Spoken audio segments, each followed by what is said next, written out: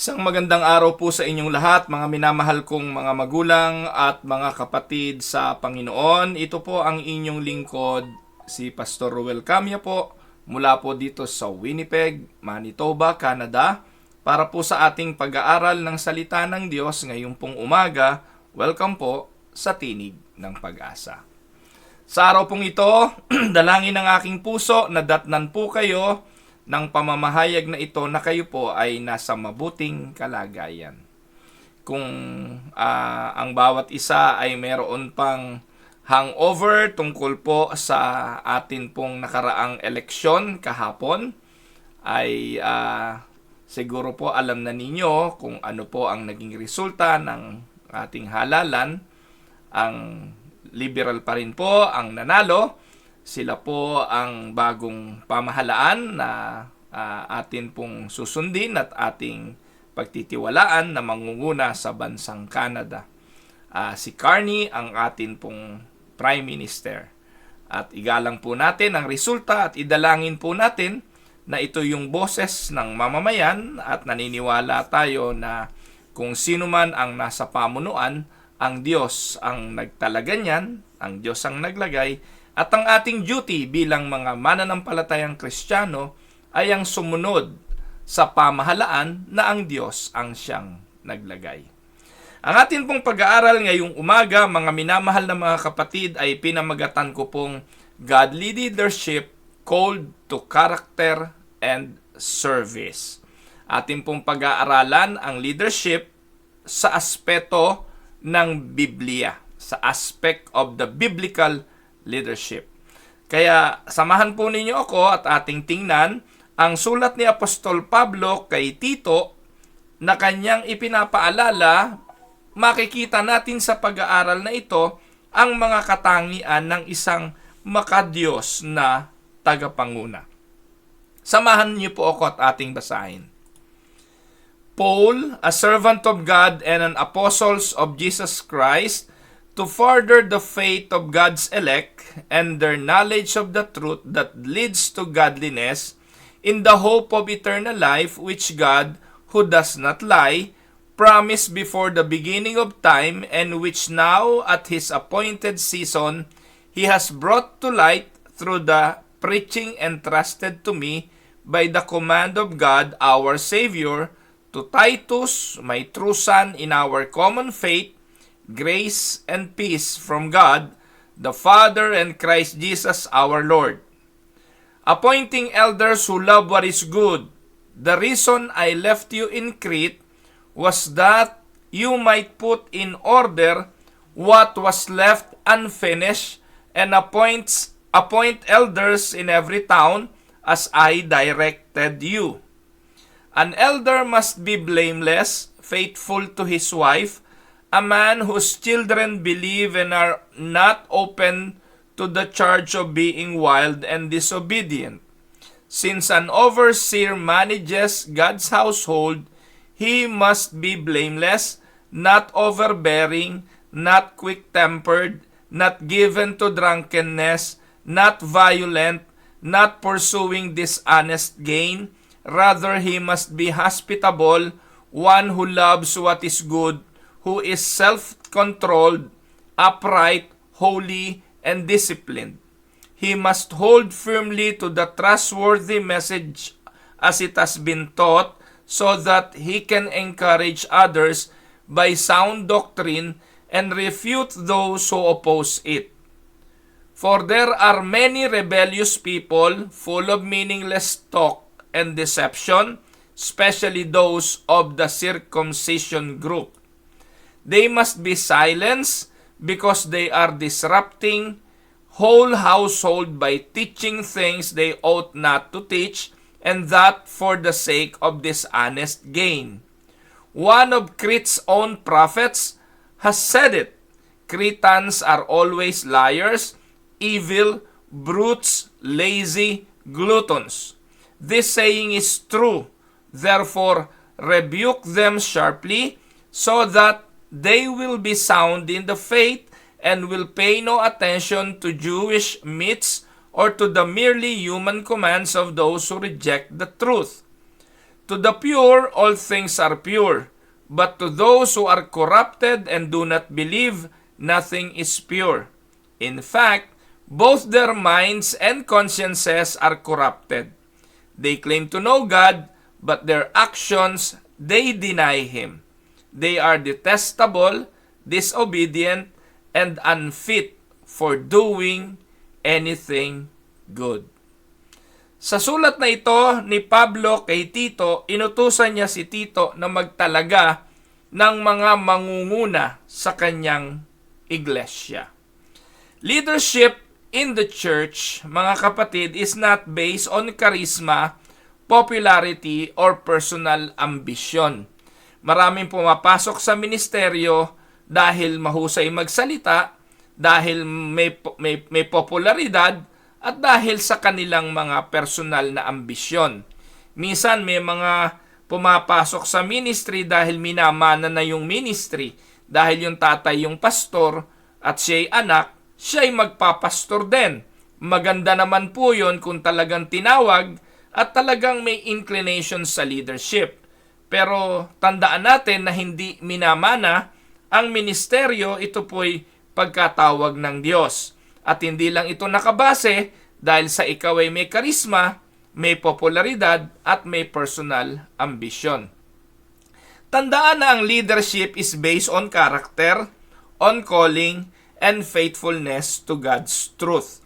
Ito yung pangunahing kailangan para maging karapat-dapat sa ministeryo. May tamang karakter, may pagkatawag, at may katapatan sa ministeryo. Sa sulat na ito ni Pablo kay Tito, the Apostle Paul gives crucial instruction about leadership because the health of the church depends on godly leaders. Naniniwala po ba kayo, mga kapatid, na ang spiritual growth ng mga kaanib ay nakasalalay sa spiritual growth ng kanyang tagapanguna? Ang mga pinangungunahan ay lalago at magiging mature nakadepende sa paglago at maturity ng kanyang leader. Kaya napaka-importante ng pagpili ng isang tamang tagapanguna. Well, katatapos nga lang po ng eleksyon dito sa Canada. Hindi ko po alam kung sino ibinoto nyo. Hindi ko na rin naman sasabihin kung sino ibinoto ko. Pero ang importante ngayon ay tapos na ang halalan at may pinili na para maging prime minister dahil naging majority o nanalo yung kanilang partidong ipinupush o kanilang kinaaniban. Sa kalagayan po ng bansa, nakikita rin natin na ang pagunlad ng isang bansa primarily nakasalalay hindi sa natural resources na meron siya, hindi nakasalalay sa kung anong yaman ng bansa, kundi sa papaano ito pinangungunahan ng kanyang mga leaders. Sabi nga po, the rise and fall of any organization will always be dependent on their leadership. Ang pagguho at pagtatagumpay ng anumang bagay, pamilya, negosyo, pamahalaan, simbahan, lagi po yang nakasalalay sa kanyang tagapanguna. Kaya sa umagang ito, God calls church leaders to reflect His character. This is the challenge of this message. Panawagan sa mga tagapanguna na mag-reflect yung karakter ng Diyos sa atin bilang nangunguna at bantayan natin ang katotohanan habang naglilingkod tayo sa kanyang iglesia. Simulan natin ang pag-aaral natin ngayong umaga sa pagtingin doon sa tinatawag na foundation of leadership. Ano po yung foundation of leadership? Una, ito'y tawag para sundin ang gawain ng Panginoon. The foundation of leadership is a call to God's mission. Lagi po akong nakakarinig ng tanong na paano ko po malalaman kung ako'y tinatawag sa isang gawain o sa leadership position. Isa lang ang sagot ko dyan. Kapag nakita mo ang pangangailangan ng gawain ng Panginoon, ibig sabihin, ikaw ang inaatasang gumawa nun. Take note na hindi lahat ng tao'y nakakakita ng misyon ng Diyos. Hindi lahat ng mananampalataya kahit matagal na ay nakikita yung direksyon na nais ng Diyos para sa kanyang iglesia, para sa kanyang simbahan. Pero may mga taong pinapakitaan ng Diyos nito. Nagsisimula po iyon sa need. Kapag nakita mo yung need, kailangan ng ganito, kailangan ng ganon, at sa tingin mo, makakatugon ka doon sa need na yon, that was the start of the call. Hindi naman po natin maririnig na yung boses ng Diyos na tatawagin kang Ruel, kagaya ng pagtawag kay Moses, pagkatawag kay Gideon, pagkatawag kay Nehemiah, at kung sino-sino pang binigyan ng Diyos ng special task para maging nasa leadership position. Wala na pong ganon. Kaya pag may pastor na nagsabi sa inyong, tinawag ako ng Diyos, narinig ko ang audible voice ng Diyos, nako, nagsisinungaling yon. Yun po yung mga kulto. Yun po yung mga pastor na merong ibang hangarin, at yon ay nagnanasang hangaan nyo siya dahil nakakausap niya ang Diyos, naririnig niya tinig ng Diyos. Wala na pong ganun ngayon. Kaya ang pagtawag ng Diyos sa akin pong personal na karanasan at paano ako tinawag sa ministeryo ay ipinakita ng Diyos sa akin ang pangangailangan. Nakita ko ang need, and because I saw the need, naging conviction sa puso ko na pwede akong makatugon sa need. Walang ibang layunin kung hindi matugunan yung pangangailangan. Walang ibang vested interest na sa pamamagitan nito, sisikat ako, sa pamamagitan nito, magiging powerful ako, sa pamamagitan nito, magkakapera ako, may financial gain, at kung ano-ano pa. Ang unang-unang papasok sa puso ng tinatawag ng Diyos ay makakatugon siya sa nakita niyang pangangailangan.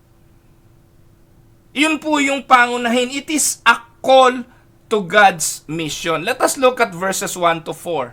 Sabi po ni Pablo, sabi niya dyan, nagpakilala siya, Paul, a servant of God and an apostle of Jesus Christ. On what purpose?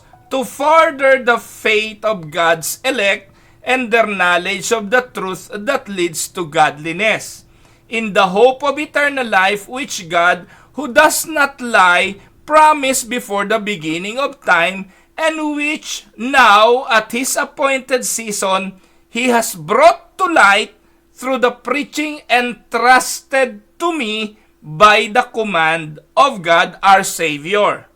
To Titus, my true son in our common faith, grace and peace from God the Father and Christ Jesus our Savior. Dito po makikita natin, inintroduce ni Pablo ang kanyang sarili. A servant of God and an apostle of Jesus Christ. True leadership starts with servanthood. Submissions to God's purpose. Doon po natin makikita yung buhay ni Pablo. Dati kaaway siya ng Diyos kaaway siya ng mananampalataya Pero ito pong si Pablo, yung kanyang calling, kakaiba. Hindi siya tinawag originally as the part of the 12 disciples. Siya po ay tinawag after the resurrection of the Lord Jesus. After na ng kanyang kamatayan at pagkabuhay na maguli sa daang Damasco, napakita sa kanya ang Panginoon. So, doon po sa oras na yon, makikita natin na ang pagsisimula ng ministeryo ay yung pagsasubmit ni Pablo sa misyon ng Panginoon. Ang sabi niya po sa talata, maganda rito, ang sabi po niya, a servant of God and an apostle of Jesus Christ to, ano ibig sabihin?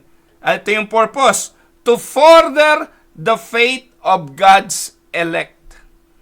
Kaya kung titingnan niyo po mga kapatid, tinupad ito ni Pablo hanggang kamatayan Kung kayo po'y palabasan ng mga epistles na sinulat ni Pablo, ang mga epistles na ito no? Galatians, Ephesians, Philippians, Colossians, 1st and 2nd Corinthians, 1 Timothy, 2 Timothy, ito pong mga aklat na ito ni Apostol Pablo, kasama tong sulat na ito kay Tito, ay patuloy na nagiging kalakasan ng mga elect maging sa panahon natin ngayon.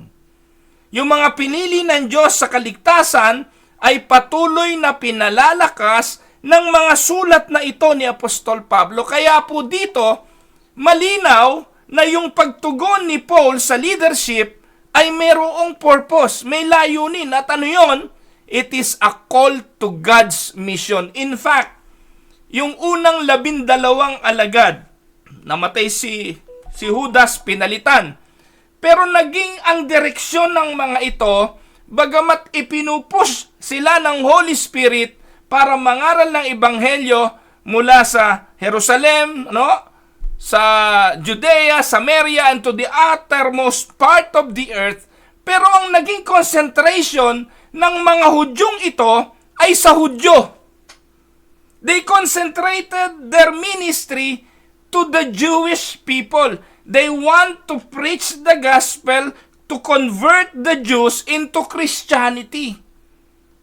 Kaya dito kitang-kita natin yung calling kay Apostle Paul to the ministry is for the expansion of the work of God. Dahil kung titingnan po natin yung early missionary journey, the first missionary journey, papunta sa mga Gentile, si Pablo at si Bernabe. Second missionary journey, si Paul kasama na si Silas. Kung titingnan nyo po mga kapatid, yung mga misyon ni Apostol Pablo ay pagsunod sa tawag ng Panginoon to further the faith of God's elect. Amen? So makikita po natin, the true leadership starts with servanthood and submissions to God's purposes. Leaders must, 1. Serve God's people, 2. Advance faith and the knowledge that leads to godliness, and 3. Hope in eternal life promised by a faithful God. Yun po yung totoo. Minsan po, pag tinawag ka ng Panginoon, tumugon ka sa tawag, hindi mo alam paano mo to matutugunan. Pero sa totoo lang po mga kapatid, sa aking karanasan, ang Diyos ang siyang mag-e-empower sa kanyang tinawag para matupad niya ang gawain at ang misyon. As you obey the Lord, God will empower you continuously. Akala nung iba, pag natapos ka sa seminaryo, empowered ka na Alam niyo po ba na ang natututunan sa seminary, pagdating na sa aktual na pagmiministeryo, wala pa hong 10% ng learning sa seminary ang maia-apply mo talaga sa aktual na pagmiministeryo. But I am not discouraging seminary. It is a must. It is very important. The basic of leadership and the knowledge about the scripture and anything about theology, sa seminaryo po yan natututunan. Pero what is important ay ang reliance to the promise of a faithful God that He will be the one to empower those who will accept the call to leadership. So dito po makikita natin, Paul highlights that faith is a gift of God. Ephesians 2:8. We are saved, we have been saved by grace through faith. And this faith is not our own. It is a gift of God, not the work of a flesh, so that no one may boast. Godliness is also a fruit. Hindi po yan bunga natin. Tandaan natin mga kapatid na ang nag-e-empower sa atin para makapamuhay ng may kabanalan at makasunod sa kanyang layunin, wala ding iba kung hindi ang Diyos. So leadership therefore emphasizes not personal achievement but dependence on God's sovereign grace in salvation and sanctification. Kaya tayo bilang mga tagapanguna, tutulungan lang nating lumago ang elect. Ayan ang sabi ni Pablo, He was called for the furtherance of the faith of God's elect. At yung mga pastor, yun po yung trabaho natin, katulad ni Pablo, servant of God, an apostle of Jesus Christ to further the faith of God's elect. Do wala na po mga apostol ngayon, si Pablo po yung huling apostol. Pero dito ay pinakikita ni Apostol Pablo yung gawain ng tinawag sa ministeryo. To further the faith of God's elect. Ang Diyos ang pumipili, Diyos ang nagliligtas, pero tayo bilang mga lingkod ang tutulong sa kanilang paglago. Amen? So, anong application ang makikita natin dito? Una, a true leader is first a servant of Christ, not a servant of his own ambition. Madali nyo naman pong malaman kung ang leader ay ambisyoso. Malalaman nyo naman kung ang leader ay may ibang ambisyon maliban pa sa pangunahan ang iglesia na pinagtalagahan sa kanya ng Diyos. Alam nyo mga kapatid, maraming open doors of opportunities. Kapag nasa leadership ka na, kapag ikay nasa leadership, madali na pong isalansan ang iyong mga personal na ambisyon. Kasi may platform ka na eh. May mga sumusunod na sa iyo. May mga listener ka na. Meron ng mga followers sa iyo. At alam niyo po mga kapatid, napakadaling mang-abuso. Unang-una, napakadali. Tuturuan ko po kayo. Hindi tuturuan. Bibigyan ko po kayo ng halimbawa. Paano po magagamit ng isang pastor yung kanyang posisyon para sa kanyang personal na ambisyon? Una, halimbawa si pastor ay gustong umasenso. Meron kang 100 miyembro. Obligahin mo lang yung mga 100 miyembro mo na bumili sa'yo ng tosino, linggo-linggo. Meron ka ng siguradong pagkakakitaan maliban pa sa sweldo mo. I have seen a lot of pastors doing those things. Ibinebenta na ang lahat. Pagdating ng linggo, merong tosino, may longganisa, may kung ano-ano. At ito po mga kapatid, nakikita natin sa ibang mga tagapanguna. Marami pong mga pastor nakakapang-scam ng mga miyembro. Bebenta ng insurance. Ano po? Benta ng... Hindi po masama yon. Hindi ko po sinasabing masama ang magbenta ng kung ano-ano. In fact, kesa nga naman bumili ka sa iba, kaya pastor na. Ang mahalay lang dito, sino naman ang makakatanggi sa pastor?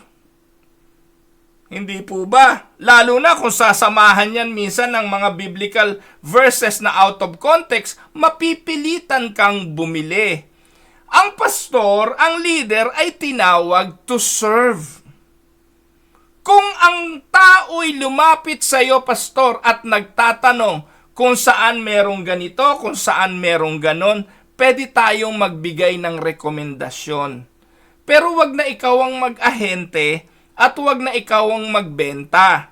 Dahil darating doon sa punto na nawawala ng sustansya ang pagiging lingkod mo, lalabas ka ngayon na isang ahente ng kung anumang ibinebenta mo. A true leader is first a servant of Christ and not a servant of his own ambition. Alam niyo mga kapatid, nabanggit ko lang ito kasi dito po sa Manitoba, sa Winnipeg, kung ako po ay nagnanasang kumita, madali po akong kikita dito. Nagluto lang ako ng sitsaron, kikita na ako Gusto naman ng mga miyembro ko yung sitsaron, kaysa bumili sila sa iba, pwedeng linggo-linggo mag-supply ako ng sitsaron sa kanila. Pero alam nyo kung ano magiging bunga nun? Pagdating ko, sa halip na ma-excite sila sa salita ng Diyos, ma-excite sila sa sitsaron. Makikilala nila ako ngayon bilang tindero ng sitsaron at hindi bilang leader at bilang pastor. So anong ginagawa ko ngayon? Di gumagawa pa rin ako ng sitsaron. Paminsan-minsan, binibigyan ko mga miyembro, pinapatikim ko sila, pero bahagi na ito ng aking paglilingkod at hindi na bunga ng aking ambisyon na kumita pa dahil sa sitsaron. Nakuha niyo po mga kapatid, A true leader is first a servant of Christ. Anong reflection question natin una? 1. Am I motivated by God's mission or by my own desires for recognition? Bakit ko ginagawa ang aking ginagawa? Bakit ko ginagawa ang bagay na aking ginagawa ngayon? Ito ba'y bilang tugon sa misyon? O ito ay aking desire for personal recognition? Sana po masagot ito kung meron mang mga pastor na nakikinig sa atin ngayon. Pangalawang punto na nais kong bigyan ng emphasis, the qualifications for leadership, una, ay character over charisma. Sabi ni Apostol Pablo, verses 5 hanggang 9, the reason I left you in Crete was that you might put in order what was left unfinished, and appoint elders in every town as I directed you. An elder must be blameless, faithful to his wife, a man whose children believe and are not open to charge of being wild and disobedient. Since an overseer manages God's household, he must be blameless, not overbearing, not quick-tempered, not given to drunkenness, not violent, not pursuing dishonest gain. Rather, he must be hospitable, one who loves what is good, who is self-controlled, upright, holy, and disciplined. He must hold firmly to the trustworthy message as it has been taught, so that he can encourage others by sound doctrine and refute those who oppose it. So anong paalala rito ni Pablo kay Tito? Paul instruct Titus to appoint elders and gives the qualification that focus on spiritual maturity. Ano ang mga bagay na inelaborate or in-enumerate ni Pablong katangian ng dapat mga elders o mga tagapanguna sa kanyang iglesia? Verse 6, blameless. Ano sabi? An elder must be blameless. Ano ibig sabihin yan? Not sinless but without scandal. Hindi naman po sinasabing perfect yung blameless. Wala naman perfect. Kung hindi, walang masabi ang komunidad sa kanya. Walang sumbong katulad kay Eli na ating pinag-aralan kahapon na may mga sumbong tungkol sa mga anak na mapang-abuso at mga anak na hindi matuwid. Yun po yung unang qualification dyan, blameless, not sinless, but without open scandal. Pangalawa, faithful in family. An elder must be blameless, tapos faithful to his wife, and a man whose children believe. So leadership begins in the home, 1 Timothy 3:5.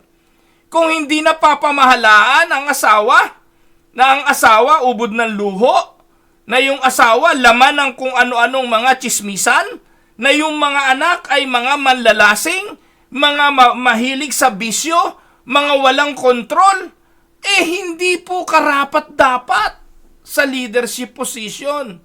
Nandun dapat yung faithfulness ng isang tagapanguna sa pangunguna-una sa kanyang sambahayan. Because leadership begins in the home. Pangalawa at pangatlo, godly character, verses 7 to 8. Since an overseer manages God's household, dahil ang pangungunahan ng leader ay pamilya, tahanan ng Diyos, andyan po yung mga katangian. Inulit, he must be blameless, not overbearing, not quick-tempered, not given to drunkenness, not, puro not. Pagkatapos, verse 8, ang sabi, rather, he must. Andyan yung not, nandito yung must. He must be hospitable, one who loves what is good, one who is self-controlled, upright, holy, and disciplined. So makikita po natin dyan ang dalawang bagay. Una, yung negative qualities. We need to avoid not self-willed, not quick-tempered, etc., etc. And then yung positive qualities, ito yung mga must. Must be hospitable, must lovers of good, must be self-control, etc., etc. At pang-apat, mga kapatid, dapat ay nagtuturo ng tamang doktrina. Verse 9, must hold firmly to the trustworthy word as taught. Ayon sa verse 9. Importante na ang tagapanguna nangahawakan sa tamang turo dahil anong ituturo mo ay magiging resulta ng pamumuhay ng mga tinuturuan mo. Amen? So this reflect the principle of sola scriptura. Leaders must be firmly grounded in scripture alone. They must rightly handle the word of truth and not innovate or dilute the word of God. Hindi mo to iimbentuhin, hindi mo ito palalabnawin. Kung anong sinasabi ng scripture, tamang context at tamang kahulugan nito, ito dapat ang ipapangaral mo. So anong application? Character is the primary qualification, not gifts, not popularity, not influence. Amen? Yan ang unang hinahanap na katangian ng isang pastor. Kagabi habang nagpupulong kami sa Unida Christian Church of Canada Board, yung aming chairman, si Pastor Ruben, ay ine-encourage na yung mga pastor namin dito, baka merong mga candidate for pastoral ordination sa mga simbahan, magbigay na kayo ng recommendation sa ating bishop, sa inyo daw pong lingkod para mapag-aralan kung pwede nang ordinahan. At kagabi po, nag-cite kami ng ilang mga responsibilities and duties, mga requirements, at ipinapaalala ko lang po ngayon na sa pagpili ng magiging tagapanguna sa Iglesia ng Diyos, character is the primary qualification, not gifts, not popularity, not influence. So bilang reflection questions, mga kapatid, would my family say I lead them in godliness? Pastor, ikaw leader, ikaw elder, ikaw deacon, kayong mga nangunguna sa simbahan. Tanong mo sa sarili mo, would my family say I lead them in godliness? Pangalawa, do I love God's word deeply enough to defend it without compromise? Masasabi ba ng aking pamilya na napangungunahan ko sila ayon patungo sa kabanalan?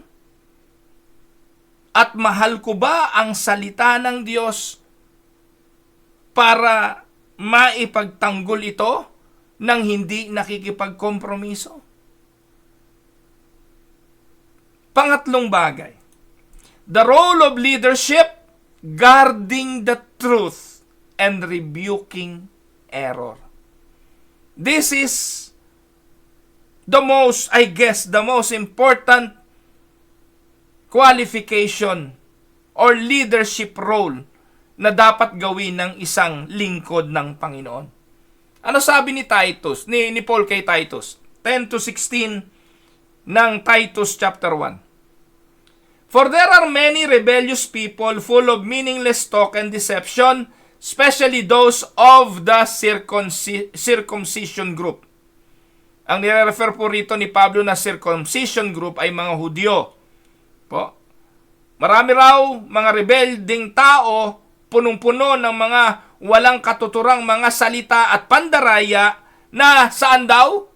Nanggagaling saan? Doon sa mga Hudyo. Ang sabi ni Pablo, they must be silenced because they are disrupting whole household by teaching things they ought not to teach.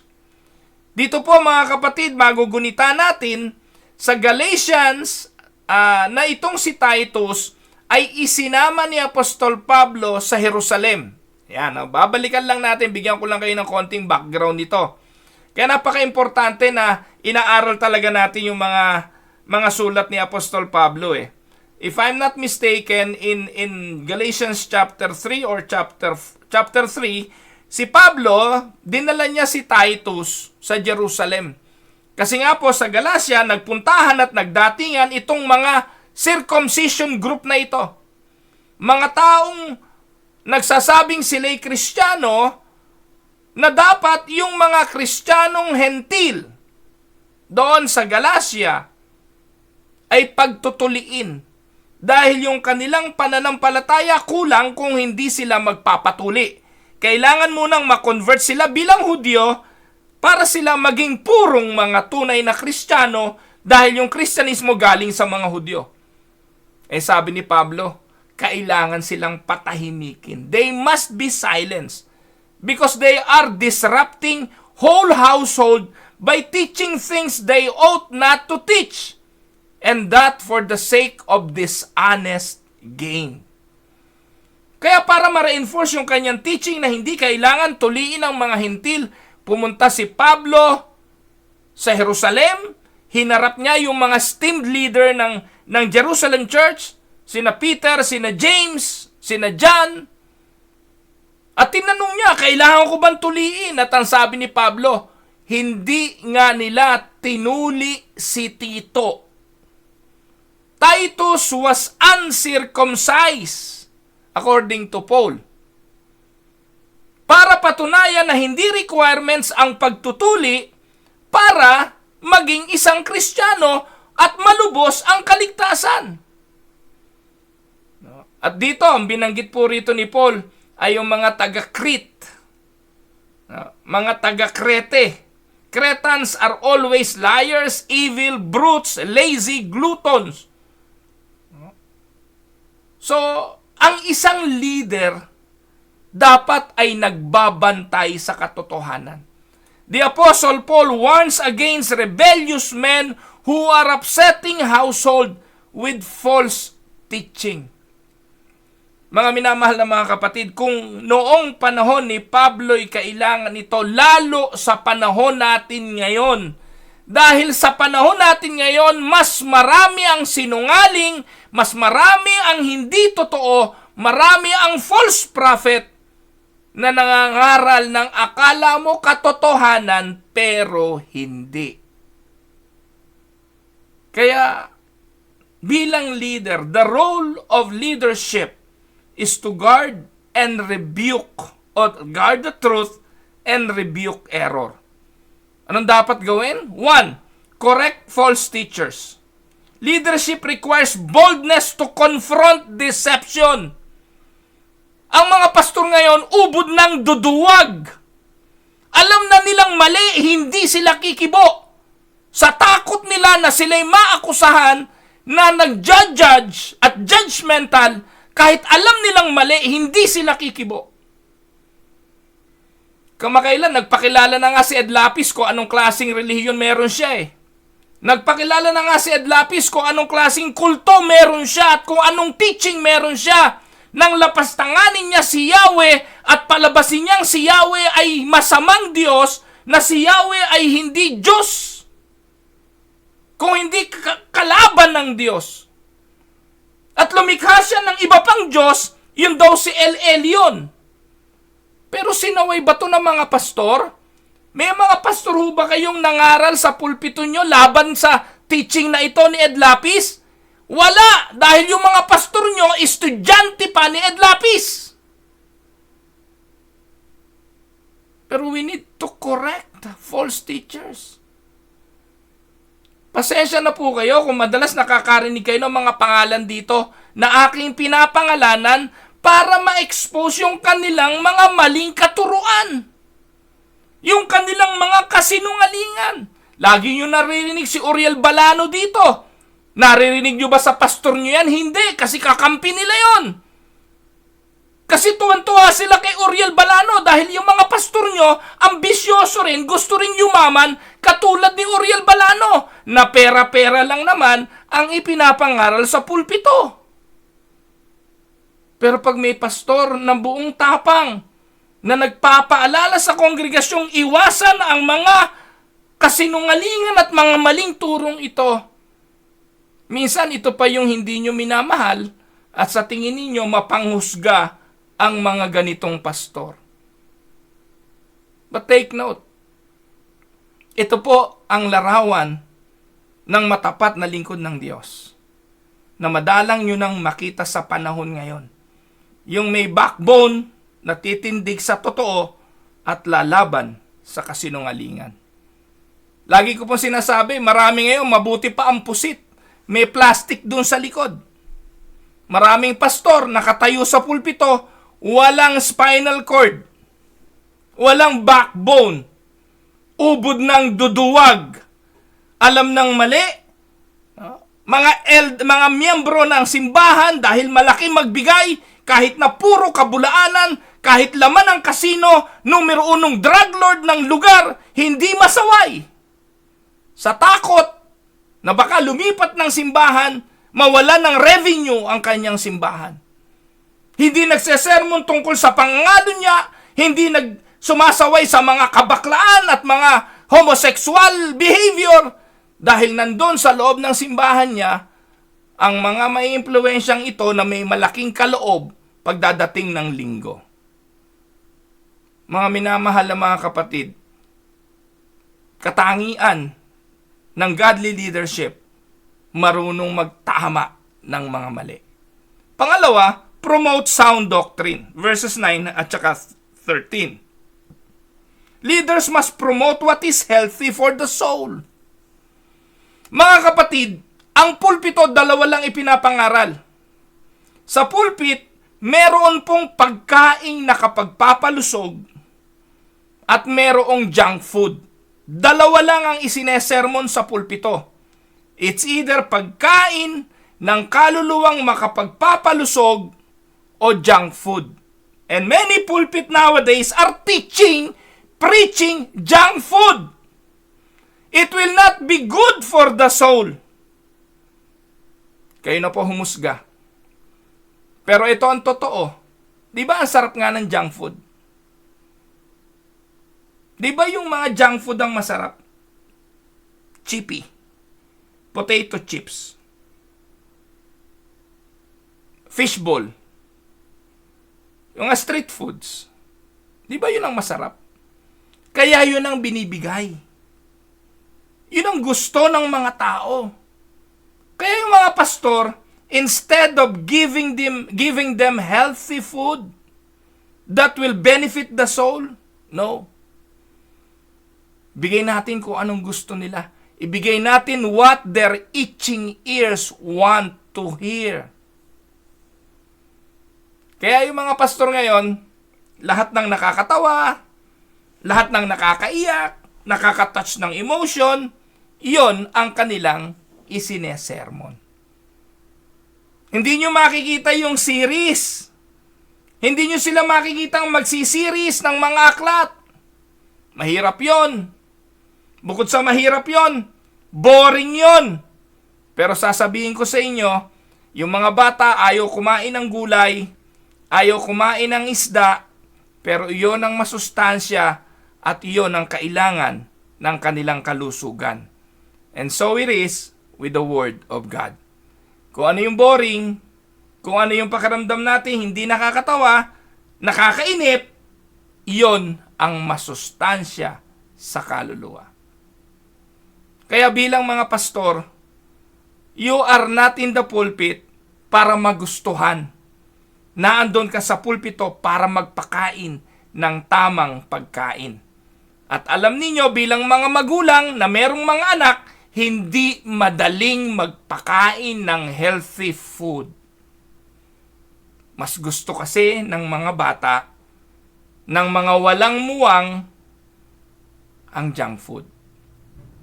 Kaya minsan nakakatawa kung kailan tumatanda na, kung kailan nagmamature, saka natututong kumain ng healthy. Kita nyo, pag meron ka ng gout, ayaw mo na ng karne, ayaw mo na ng papaitan, ayaw mo na ng mga may mga litid. Kasi matured ka na eh. Namimili ka na ng kinakain. Gusto mo ay mga okra-okra na lang. Kumakain ka ngayon, konti na lang yung rice kasi mataas ang sugar mo. Pinipili mo na ang healthy kasi nagmamatured ka na. Pero nung araw, ang gusto mong pagkain ay yung masarap, maganda sa pandinig, hindi nga healthy. Nakuha niyo po? Kaya bilang pastor na nakakaalam ng dynamics na ito, oo, hindi madali na ikaw ay magustuhan sa paraan mo ng pagtuturo. Pero hindi importanteng magustuhan ka. Ang importante, ipangaral mo ang katotohanan dahil ito ang makapagpapalago sa kanilang kaluluwa. At pangatlo, mga kapatid, leaders must lead by example. Verses 15 to 16. True leaders adorn the gospel by their lives. Amen? Sabi po ni John Calvin, sabi niya, the pastor ought to have two voices. May dalawa dapat tinig ang pastor. Una, for gathering the sheep, and the other, for driving away the wolves. Amen?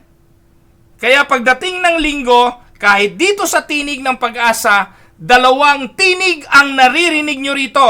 Tinig na ineengganyo ang mga pinili ng Diyos na makinig, mag-aral at lumago, at itinataboy ang mga lobo na hindi naman pinili ng Diyos para sa kaligtasan. Pastor Ruel, paano malalaman kung sino mga lobo?